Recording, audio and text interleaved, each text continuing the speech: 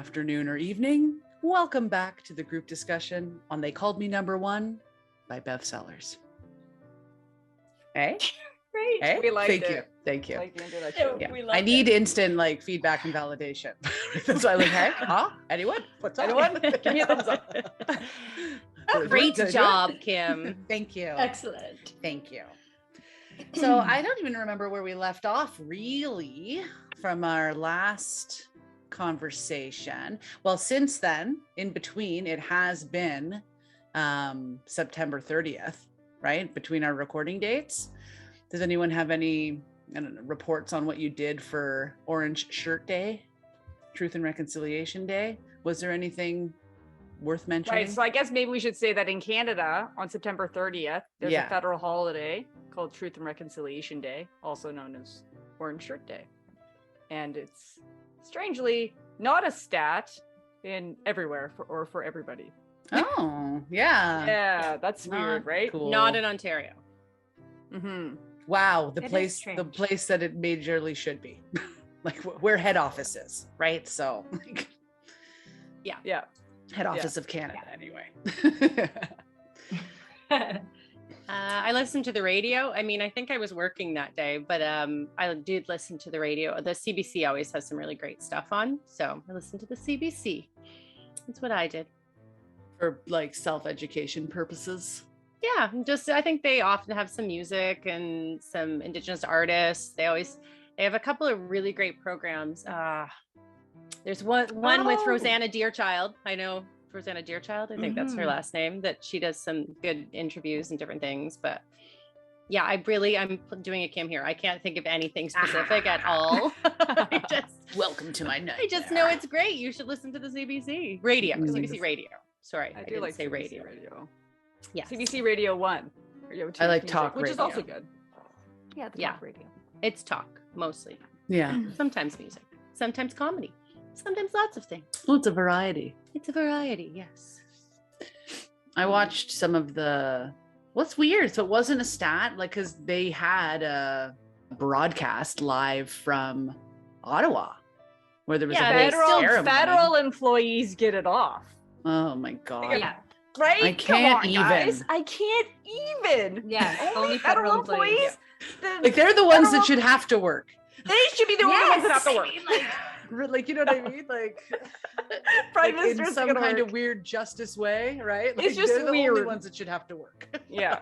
And then so things like banks will be closed and schools, but a lot of people have to work. So like things like schools and daycares might be closed, but a lot of people still have to go to work.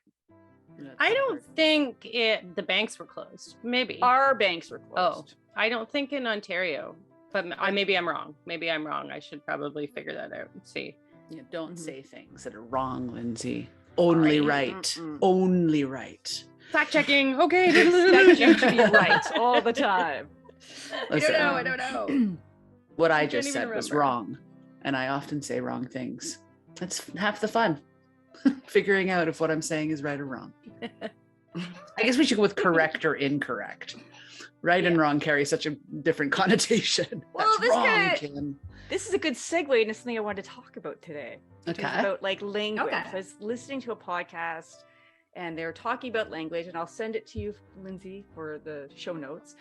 And there's a couple of things they're talking about, like how language evolves. So while some people get really upset when somebody says literally as like emphasis, like literally, when they really mean figuratively, these days it's accepted to use that as like an exclamation on something, like literally that happened, or I'm literally freezing, and you're not actually freezing, you're just cold. But it drives some people crazy and so he's talking about how language evolves. And another lady was talking about the tragedy that is losing languages, right? Which is kind of goes along with this book, is that a language is not just, it's a way of thinking, right? So it's not just words put together, but it's a way of thinking, and it's a culmination of cultures, what they've kind of figured out over thousands of years. So it's not just, and because it evolves and keeps going, like we don't talk in old-timey English. Like if I start talking old-timey English, you'd have no idea what I was saying.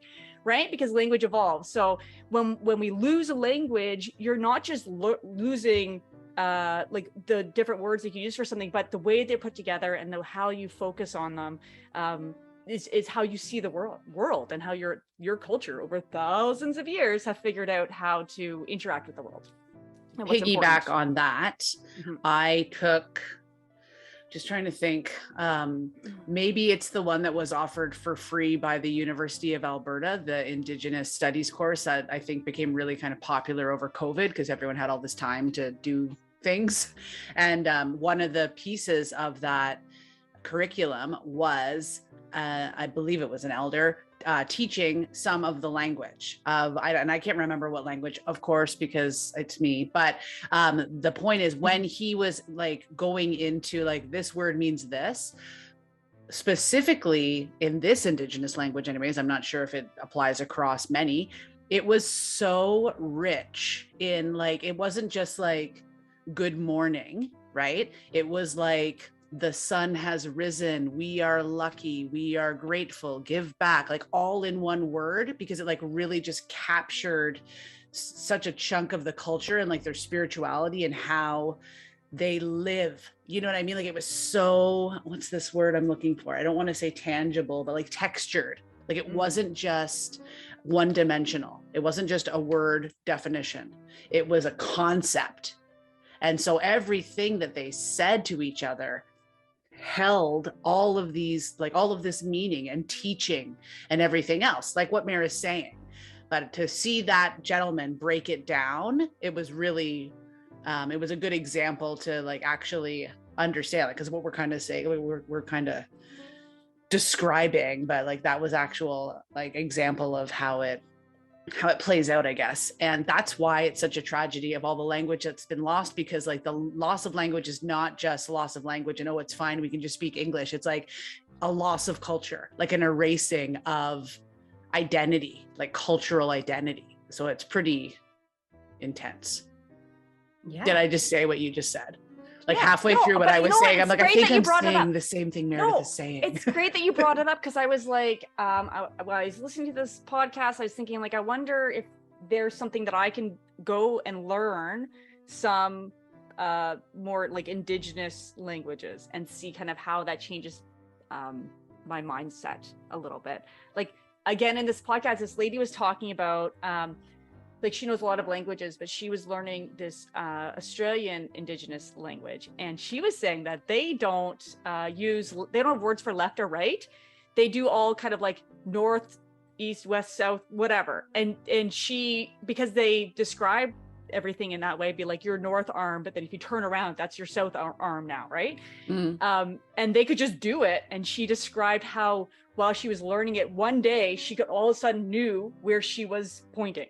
Right? Like she knew her orientation all of a sudden because she was using this language and trying to do it. And then her brain just did it because like, you know, like that's how if you want to learn to do something, you got to do it, you know?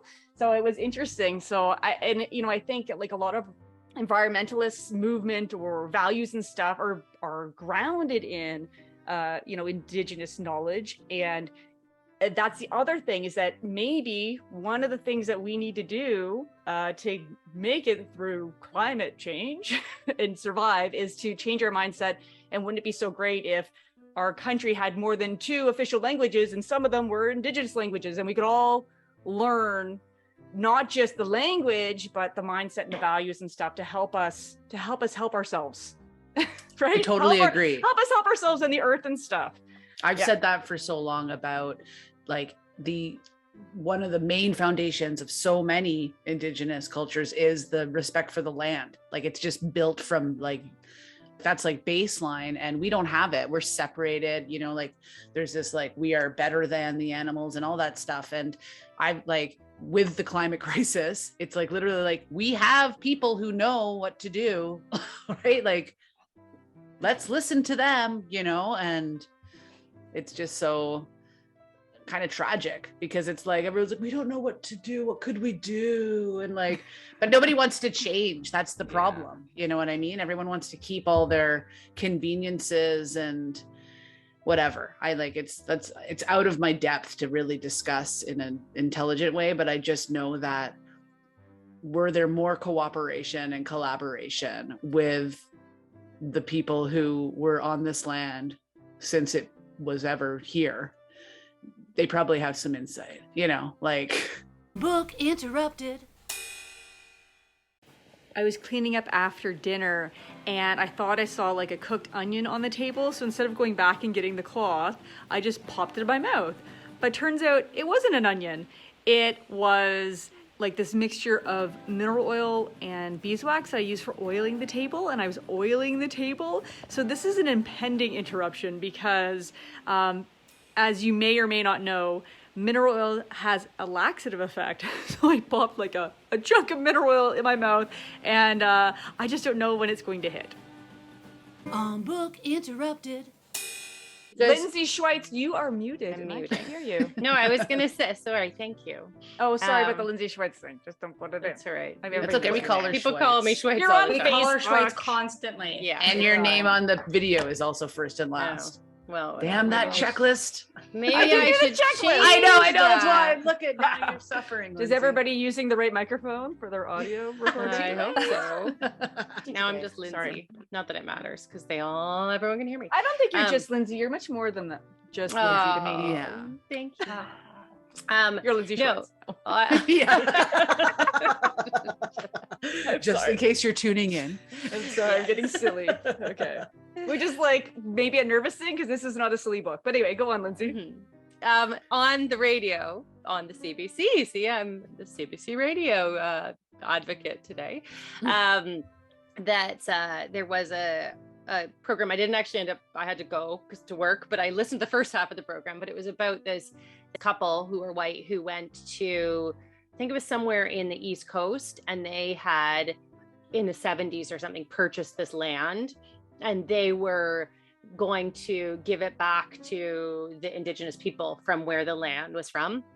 And I didn't get to hear the rest, but I was just thinking about that like how many people, because our culture is so, you own things, it's that idea of owning. So you've spent your hard-earned money and to own, I don't know why I put money in quotations, it's money, but you hard-earned money to own these things and buy these things, or property or land or whatever, and everything's that capitalist idea. How many people would be okay with that, of just like, would be able to give that back or to open it up as a free land for other people to use or whatever. And I think it's just an interesting, like, that is a huge step for people who have grown up, the idea that the perfect life has, you buy a home and you have your family and all that. And your property has a fence around it. Yeah. Right? Exactly. Yeah. This is my tree and that is your tree. It's not like, even if it overhangs. Yeah. And then people get in arguments because, oh, well, you're not trimming your tree that's on your land. And Or they just trim it right at the fence line. yeah. I don't know. And then you're like, are they upset about that? Or are they not? Or is it not good petty. for the tree? Like, Yeah. but that, you know what I mean? Like, That's if you're going right. to be nice to the tree, you would probably get together and be like, let's take care of this tree. I don't know. Together. Yeah. Yeah. That reminds me of the book, remember she would go like hunting with her grandfather, and he'd go to his trap line, and ever so often he'd go to his trap line and someone build a fence, and he'd be like, and have to go all the way around the person's fence in his trap line that he's had in his family forever. So it's just like, yeah, I also read a story recently that it was just this, it was an old man, and he realized he had this big ranch, and he realized it belonged to the indigenous people there, and he gave it to them when he found out. He was like reading through, and he's like, oh, This is really my nice. ranch is on their land. Like, and he gave it back to them. There's a story I read recently, and I follow something that's called something on Twitter. I gotta look it up. It's like Native Land Rights or something like that on Twitter, and then they post a bunch of different places and how they've gotten their land back and that kind of thing, all over the US and Canada. So I just read something recently that they're going to put an education center there for the youth and a bunch of stuff. Yeah. If you've enjoyed these video highlights, listen to the full episode on our YouTube channel or wherever you get your podcasts. Remember to like and subscribe and ring that bell to be notified when new episodes are published. Find out more by going to www.bookinterrupted.com. Never forget, every child matters.